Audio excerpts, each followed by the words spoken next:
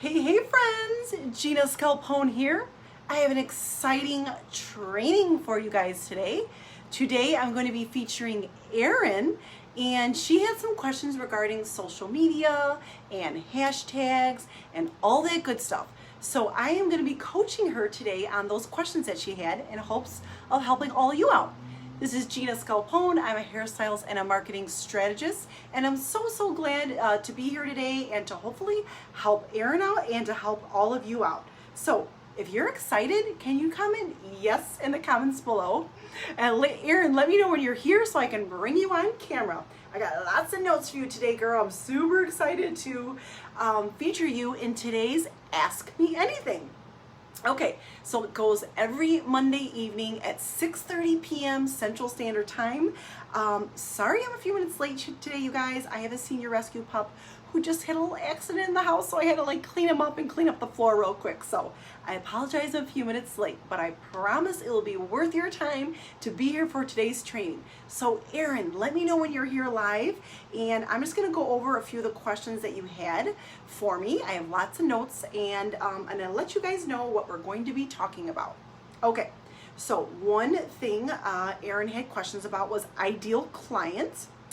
Another idea or problem, question, concern she had was engagement and hashtags on social. And another one of the questions she had was about tagging and using geographical tags in her Instagram account on her Instagram account for her professional page. So we are going to go over that tonight, and hopefully I can help Erin out and all of you. Erin, let me know when you're here live, and we will get started. So Erin's question was, this is it in quotes, when I think about my ideal client, it's not a particular hair type or color, but a personality. While I do have some of my favorite services, such as keratin treatments, brunettes, and haircuts, the happiest I am is when I'm able to connect with clients that are struggling to be understood or listened to by their stylist. My ideal client is down to earth, fun, funny, kind, generous, thoughtful, selfless, positive, typically a parent or a spouse. So Erin, let me know when you're here live so I can bring you on camera. But that is basically what she was asking about in a nutshell. So if you're looking at me, I'm reading notes. I have lots of notes for you guys today and for Erin. So have you thought that to yourself? Have you wondered who my ideal client is? I teach in great detail inside my signature course, Glam Hairstyle Academy, about how to find your ICA, how to specifically market to him or to her, how to find them in private Facebook groups or using hashtags on Instagram. So that's what I was just teaching actually earlier today inside Glam Hairstyle Academy. That's my signature course. It's a 9-week group implementation program, and I go live every single week with my students to help address any questions, issues, problems, concerns they're having along the way while they're inside the live portion of the program, which is for 9 weeks. So I'm going to address this question today, and I believe that you'll be able to see what it's like to have a little sneak peek at how I train inside the academy with Erin today during my Ask Me Anything. Okay, so I'll just wait for Erin to get here, but basically she had questions about her ideal client. So this is the thing. This is what I said, explain in detail who your ideal client is. Friends, if you're a hairstylist and fun, funny, kind, generous, thoughtful, selfless, positive, that kind of thing, are words you would use to describe your ideal client, that would be great if you were a life coach or a therapist. But because you're a hairstylist, you need to be specific, not about their personality per se, but more about what their passions are. Are they married? Are they single? What do they do on their time off? What shows do they watch on Netflix? Specific things like that. Are they a dog mom or dad? Do they have human kids? What's their age? You need to be specific in that regard. Now, again, if Erin were a life coach or a therapist, those would be really specific ideas of what her ideal client is. I'll interchange the word ideal client with ICA, which is ideal client avatar. So fun, funny, generous, kind, thoughtful, selfless, positive. Well, those are great. And gosh, I think most of my clients are like that. And if they weren't, I want clients like that. But that was not really the words that you want to use to describe your ideal client, because you're not helping them with their like mental issues or with their, you're not a life coach, you're a hairstylist. So things like what I like Erin to specifically identify is, again, like I said earlier, is she or he, what's their age, where do they live, what do they do for fun? Then that's identifying your ideal client. So she says, I want to focus on I'm putting air quotes, a natural beauty. That sounds great too. I can guess as to what that is, but Erin still needs to be more specific about what she's referencing when she says natural beauty. What does that mean? Is that someone who wants a natural look? Is that someone who's very low maintenance? Like, what type of client is that? Is that someone who does a hair color and cut once a year? Is that someone who does really natural ombre hair color where you can barely tell it's colored? Like, what specifically is that? And then again, she'll need to identify, when you say natural beauty, a natural beauty, does that mean, you know, you got 3 little kids, and so you need to look as good as you can, very simply and easily? That's what I mean by identifying a natural beauty. You got to be more specific. Okay. So I would say to her, tell me, who's an example of an ideal client? Tell me 10 words specifically to describe who she is. Like I said, well, how old is she? What does she watch on Netflix? How many kids does she have? What does she do on her day off? Okay, now number 2, Erin was asking about engagement and hashtags on social media.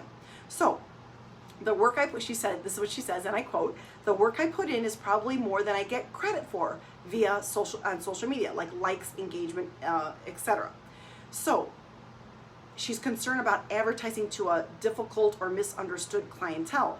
That's because she's not a life coach or a therapist. She's a hairstylist. So that's why those words and those types of, ICA, or so she thinks, is intimidating, because that's not her ideal client. She's not a life coach. She's not a therapist. She's a hairstylist. Although I do like to say we call ourselves hairapists, because I feel like we're always helping our clients out. So if she could identify specifically who her ICA is, then she'll be able to find that type of client on social. Okay, so you want to focus on what you know. She knows hair. I know hair. Do you know hair? You want to focus on what you know. Not what you want to know, but what you know. Okay, she says, hashtags, I'm not sure where to put them. Do I put them in the post or in the comments?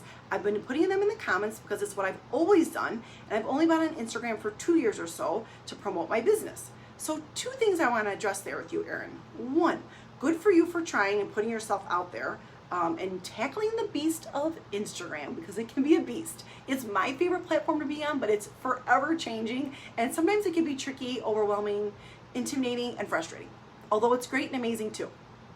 And then the second thing is, I want you to give yourself credit for being consistent on social for 2 years. Give yourself a good old pat on the back, Erin, when you get in here into this training, because that's a long time to be showing up on social.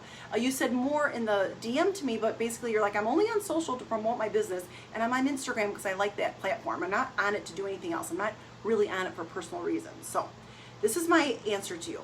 Where do you put the hashtags? Great question. And how many do you use, and where do you put them? Okay, so you can use up to 30 hashtags in your posts. So why wouldn't you use all of them? You can use all of them, so use all of them. So where should you put them? It doesn't really matter. In my opinion, I don't like my message, the post itself, to be a distraction with all the hashtags. So you'll notice in all of my Instagram posts, I put the hashtags in the first comment. And what I like to do is, I don't like them showing at all. So I put a dot and a space and a dot and a space and a dot and a space. I do about 5 of them, and I put all the hashtags there. I take a lot of time and energy to come up with the right verbiage for the posts, and I show up on social 6 to 7 days a week on 12 different platforms. So I really want people to look at the post itself and not be distracted by all the hashtags that are in the post. Well, that's my personal opinion. Okay. Another question she had about was how many hashtags you use and how to divide them up. Do you do geo hashtags? Do you do what your ideal client is? And here's my rule of thumb with hashtags. Since you can use the 30, between about 20 of them should be to attract your ideal client. And the other 10 should be actually what's in the picture. So I'm going to give you an example. So let's say I'm trying to attract a potential bride in the city of Chicago. So I could put something like hashtag bride 2021, because it's 2021, hashtag bride, and then I could put like a venue of the popular venues in the city. I could put hashtag 6 bridesmaids, like if it's the picture that I'm using from my client from, let's say, the year before, and there's 6 bridesmaids actually in the picture. So that's a hashtag you would use that would be specific for what's in the picture itself. Okay, so the second rule of thumb you want to remember with hashtags is use under 500,000. So if it's over that, like if you put hashtag before and after, there's like millions of people that use that hashtag. It's too big and your posts will get lost in the shuffle. So just go to put a hashtag in it. Let's say you want to use before and after. If it's that big, try to do before and after pictures or something that's more specific, so it's under 500,000 tags. And number 3, Erin was asking about location-based hashtags. Once you identify who your ICA is, then you can use those in location-based. Like I said, a potential bride for me, I do wedding hair. My team and I do wedding hair and makeup. So it could be, bride Chicago 2021. That might be too broad of a hashtag, but when you know who your ideal client is, then you can use this specific hashtag. So I used to do hair in the suburbs of the city where I grew up in Schaumburg. So Schaumburg hairstylist is a hashtag I could use because that's the town I used to work in where I grew up, and I'm a hairstylist. So if a potential client is looking to get their hair done in Schaumburg where I used to work at a big corporate salon, I would use hashtag Schaumburg hairstylist or hashtag Schaumburg colorist. If someone lived in Schaumburg, they wanted their hair done, then they could do a hashtag. They could look like they would in like Googling. Instead of Googling something, they would use the hashtag inside Instagram as a search engine. Okay, so Erin was using hashtags like hashtag before and after. That hashtag had 21 million posts of people using that hashtag. Hashtag hair of the day, 10 million. Those are way too big. Your hashtags are not being used wisely if you're using hashtags with over 500,000 views. Okay, what would be better? Hashtag hairstyle of the day. That was only 526,000 other people using that same hashtag. Or hashtag Louisville hairstylist, which I believe is where she lives. That was only 23,000. So she could even, 23,000. She could even get more specific, like Louisville color specialist or Louisville ombre specialist. It could be, that might even make it a little smaller. So when someone's searching inside of Instagram through that hashtag, like Google, like you would be doing if you were Googling something, they could find her and want to book with her. So on that note, number 3, she asked, how does location tagging really work on bringing clients to my page? Because I don't use IG for my personal use, I don't understand the thought process behind how or why a client will be using those hashtags and the local business or the city photos and then stumbling on a piece of my work. How does that translate into them looking into my page? That's a great question. So my question would be, have you ever gone on vacation and wanted to find a specific restaurant? If you have, let's just say you're in LA and you wanted to find a Mexican restaurant. You could Google it, or you could go in the hashtags of Instagram and put best Mexican restaurant LA or Mexican restaurants LA. You could be really specific. So like I was saying earlier, you live in Louisville. I believe that's what that hashtag was that you used. So it was Louisville hairstylist. So if someone was looking for a hairstylist in Louisville, they would type that in. But I'd like you to be even more specific because that hashtag had 23,000 views. So again, you just want to look at hashtags in Instagram like they're a search engine within Instagram. Just like Googling a restaurant of a type of food that you want to eat while you're on vacation, that's how you're going to use hashtags on Instagram. So I hope that this helped you guys out. And if you have any other questions or you want to be featured on my weekly Ask Me Anything, comment below and I'd be happy to feature you in my weekly Ask Me Anything. It's every Monday at 6:30 p.m. Central Standard Time. Thank you so much for watching, my friends.